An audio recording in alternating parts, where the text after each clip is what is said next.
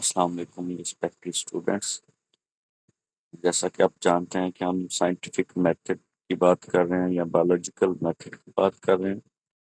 ایسا میتھڈ جو کسی بایولوجیکل پرابلم کو سولو کرنے کے لیے استعمال کیا جاتا ہے اور مختلف مراحل جو ہیں وہ اس میں استعمال کیے جاتے ہیں اسٹڈی کے لیے، ریسرچ کے لیے۔ اس طرح کا جو میتھڈ ہے اس کو سائنٹیفک میتھڈ کہا جاتا ہے، اور جب جانداروں کی بات کی جائے تو اسی کو ہم نام دے دیتے ہیں بایولوجیکل میتھڈ کا۔ ہم نے مختلف مراحل کی بات کی، آج ہم بات کرنے جا رہے ہیں تھیوری اینڈ لا کے بارے میں۔ تھیوری اینڈ لا کیا چیز ہوتی ہے؟ when experiments prove a hypothesis correct, scientists use such hypothesis for making further hypotheses. When new hypotheses are again proved by experiments, the original hypothesis become a theory. تو اس کو ہم یوں ڈیفائن کرتے ہیں: a theory is supported by extensive evidence and is repeatedly validated by multiple research. تو جب بہت سے ایکسپیریمنٹ کیے جاتے ہیں، بار بار ایکسپیریمنٹ کیے جاتے ہیں، اس کے بعد جو ہمارا قائم کردہ ہائپوتھسس سروائیو کرتا ہے، پروو ہو جاتا ہے، تو اس کو تھیوری کا درجہ دے دیا جاتا ہے۔ کچھ اگزامپل یہاں پر لکھی ہیں۔ For example, the theory of evolution explain how species change over time through natural selection, جس کو ہم دوسرے لفظوں میں تھیوری آف نیچرل سلیکشن کہتے ہیں۔ تھیوری آف نیچرل سلیکشن کیا چیز ہوتی ہے؟ اس کو ہم یوں بیان کرتے ہیں کہ جو نیچر ہے وہ جانداروں کو سلیکٹ کرتی ہے۔ نیچر جانداروں کو سلیکٹ کرتی ہے۔ جو فٹسٹ آرگنزم ہوتے ہیں کسی بھی کمیونٹی میں، وہ ان کو نیچر سلیکٹ کر لیتی ہے۔ اس عمل کو نیچرل سلیکشن کہا جاتا ہے۔ یعنی کہ جو سب سے فٹ آرگنزم ہیں وہ سروائیو کرتے ہیں، اور ان کے کمپیریزن میں، ان کے کمپٹیشن میں ایسے جاندار جو اس کمیونٹی میں سروائیو نہیں کر سکتے، ان جانداروں کی جگہ وہ جاندار لے لیتے ہیں جو ان سے زیادہ فٹ ہوتے ہیں ایک کمیونٹی میں۔ تو یہ ایک ایگزامپل ہے تھیوری آف نیچرل سلیکشن کی۔ اس کے بعد بات کی جاتی ہے لا یا پرنسپل کی۔ لا یا پرنسپل کیا چیز ہوتا ہے؟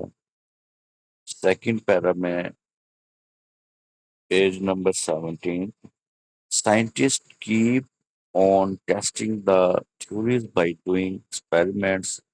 They try their best to disprove the theory. If a theory is proved again and again by experiments, it becomes a law or principle. اس کو ایز اے ڈیفینیشن لیجئے گا: if a theory is proved again and again by experiments, it becomes a law or principle. تو وہ کیا بن جائے گا پھر؟ لا یا principal. ویسے تو biology is short of laws، لیکن اس کے باوجود اگزامپل ہم کوٹ کرتے ہیں biological laws کی۔ یہ جو مینڈل کے لاز ہیں، لا آف انڈیپینڈنٹ اسارٹمنٹ، جو لاز آف انہیریٹنس ہیں، لا آف سیگریگیشن ہیں، مینڈل کے دو لا آپ نیکسٹ کلاس میں پڑھیں گے: لا آف انڈیپینڈنٹ اسارٹمنٹ اور لا آف سیگریگیشن۔ یہ مینڈل کے پیش کردہ ہیں۔ اس کے علاوہ ہارڈی وینبرگ لا، یہ بھی آپ آئندہ آنے والے وقت میں پڑھیں گے۔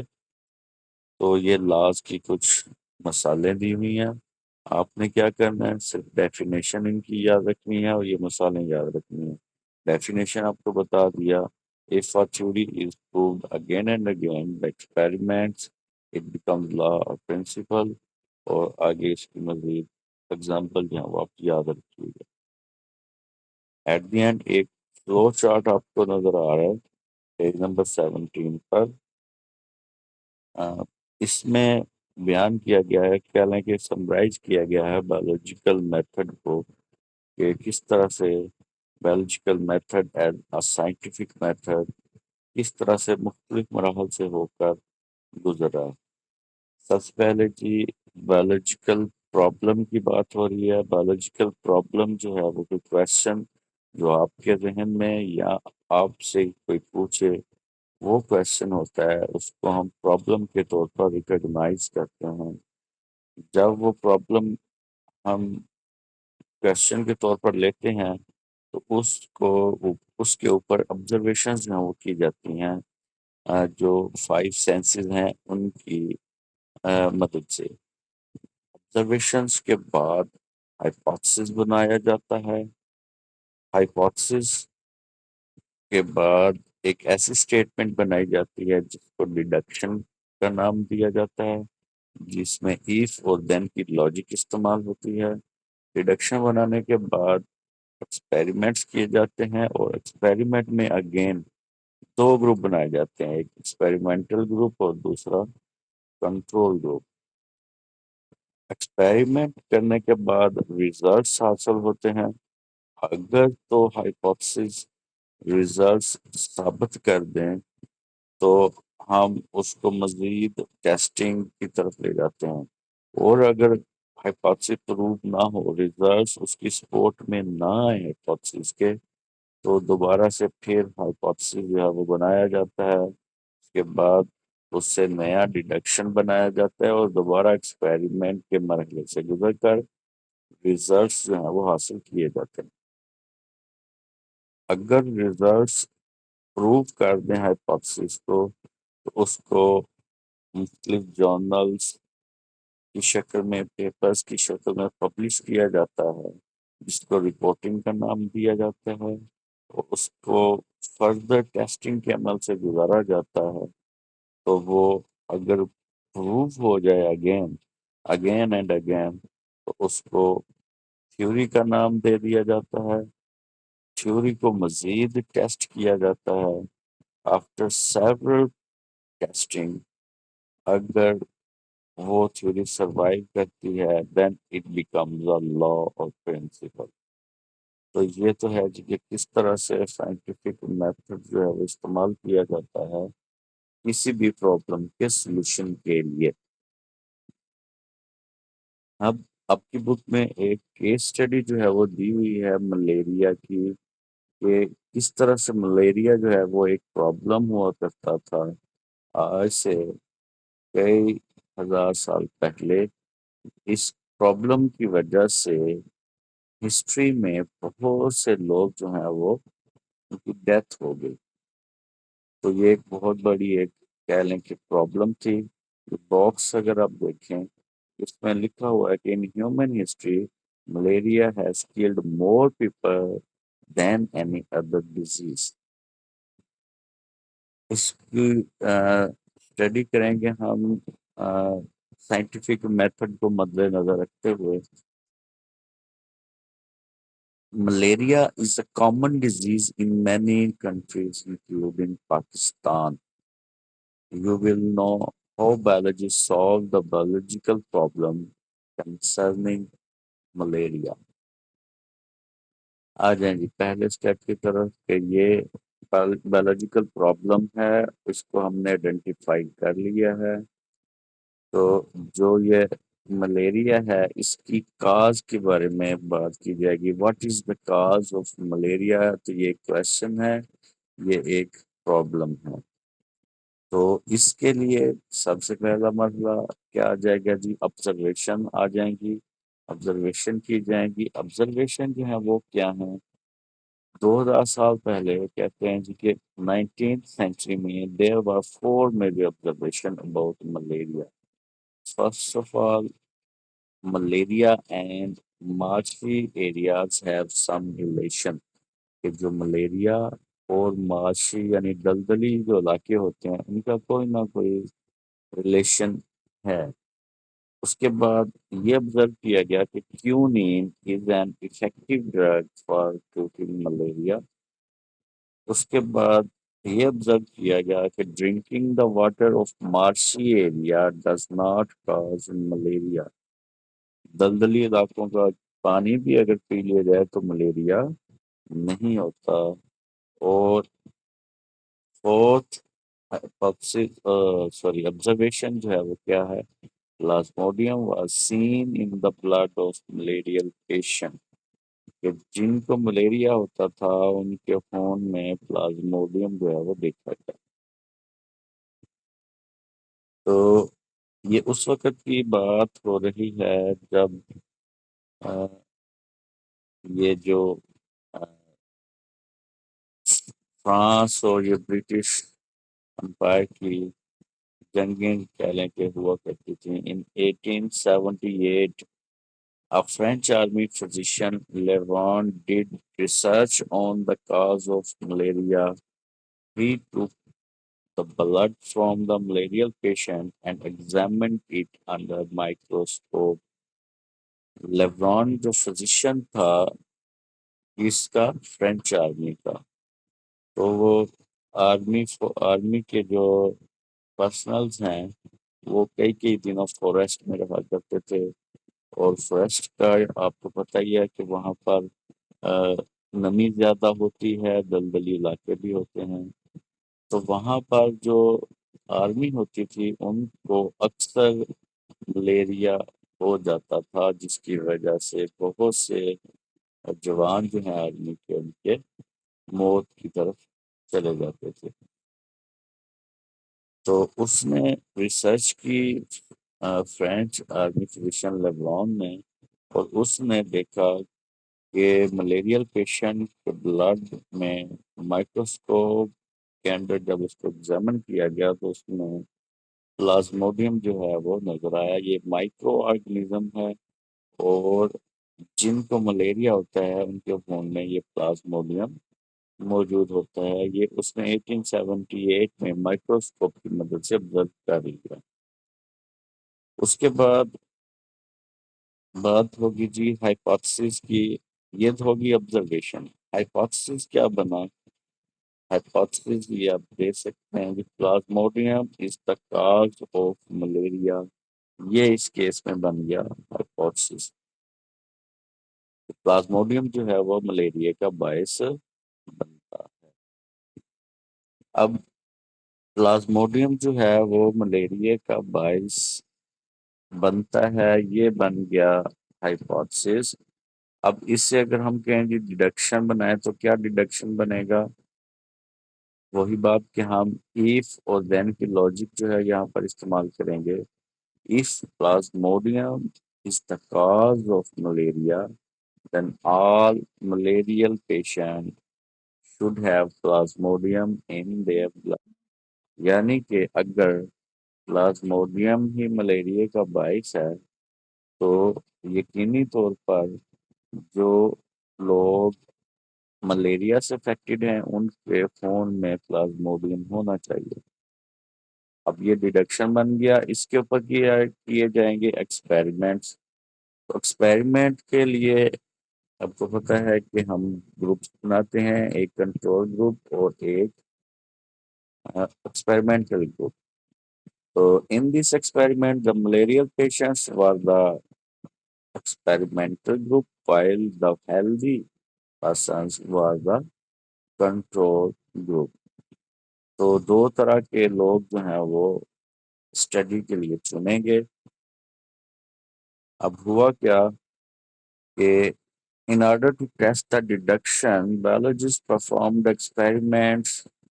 They examined the blood samples of 100 malarial patients and 100 healthy persons under microscope. Following was the result of these experiments. Result کیا تھے جی کہ most of the malarial patients had plasmodium in their blood۔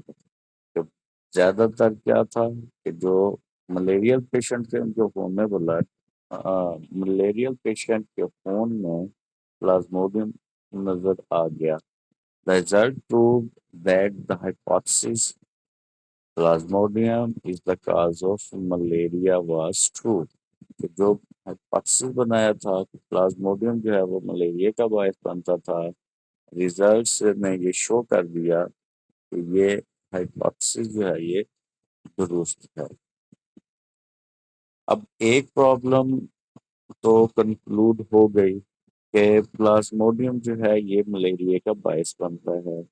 Second problem یہ ذہن میں آئی، یہ question پیدا ہوا کہ how plasmodium gets into the blood of man. Plasmodium کس طرح سے انسانی جسم میں داخل ہوتا ہے؟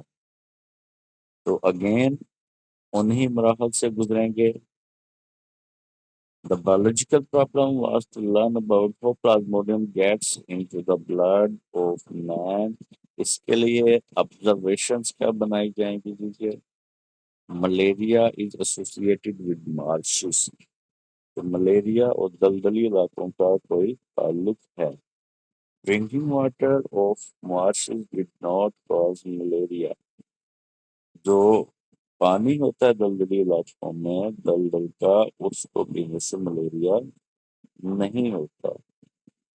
When biologists considered these observations, they thought that plasmodium was not in the marsh water.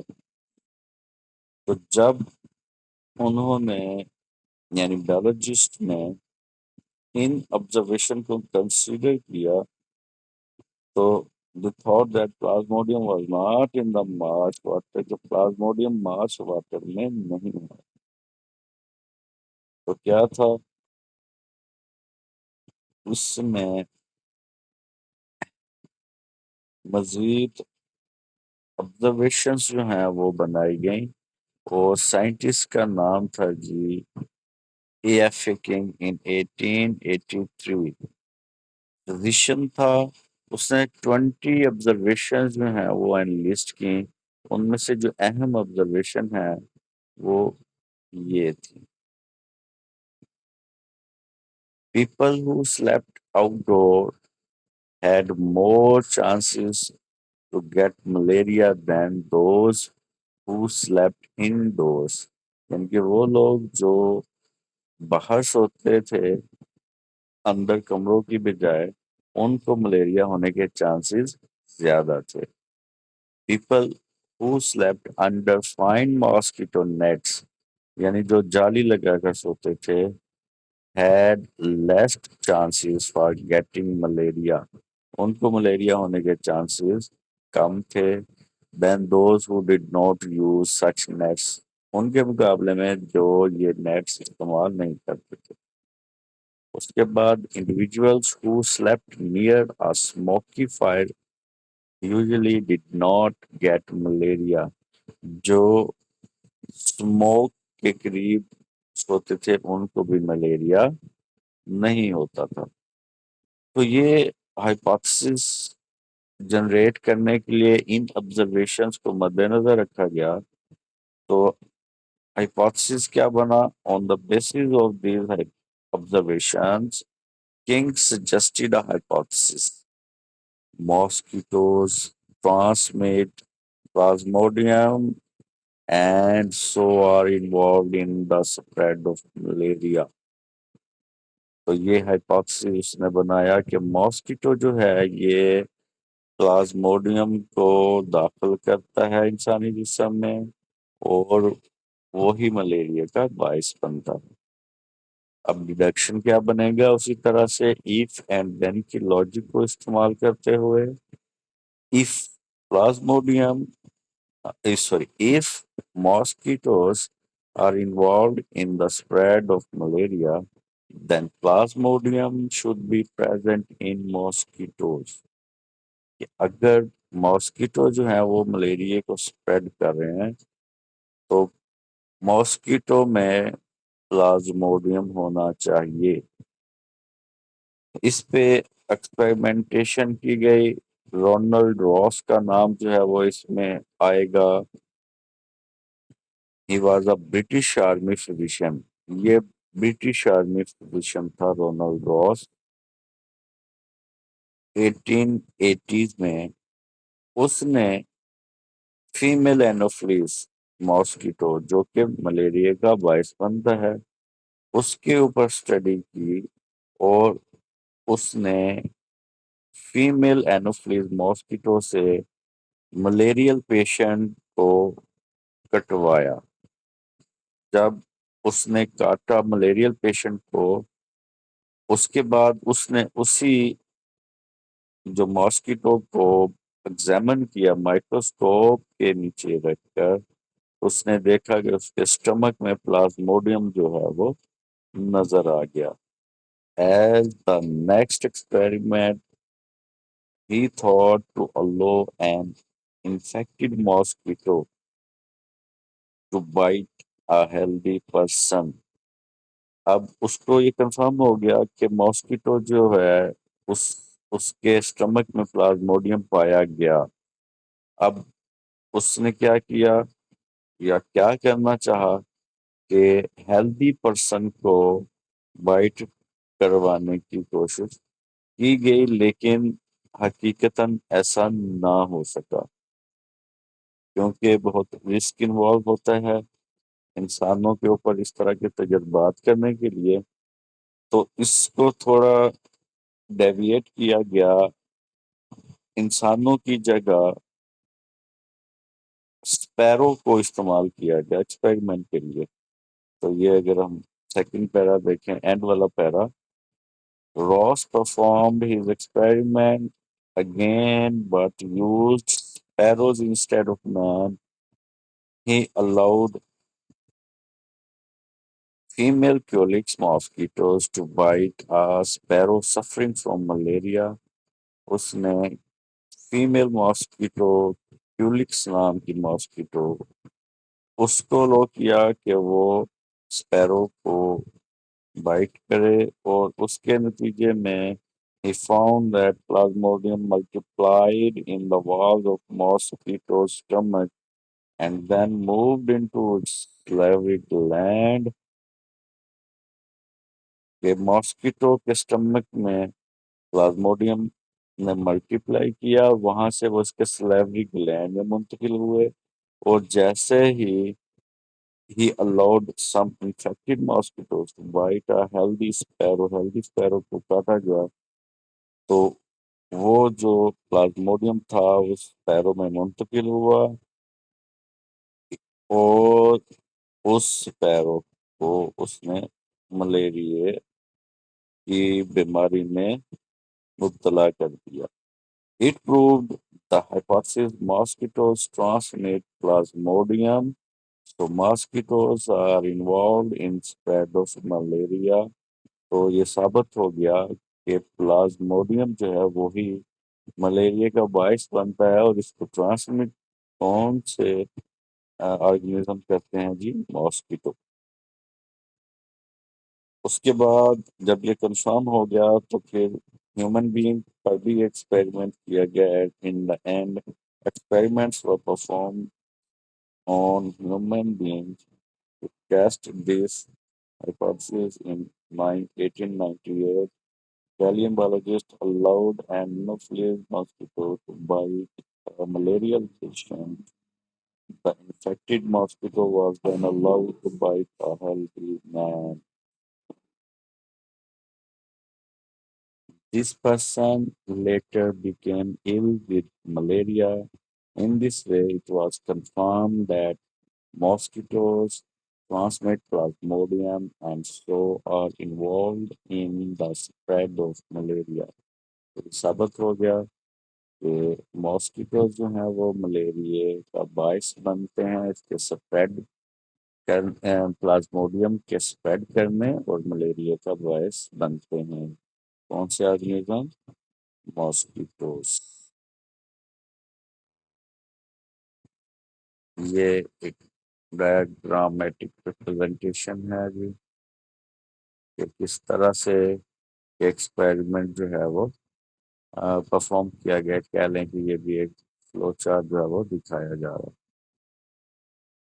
تو یہ تو تھا جی کیس اسٹڈی کے کس طرح سے جو ملیریا جو ہے اس کو بایولوجیکل پرابلم کے طور پر لیا گیا اور کس طرح سے اس کو سولو کیا گیا۔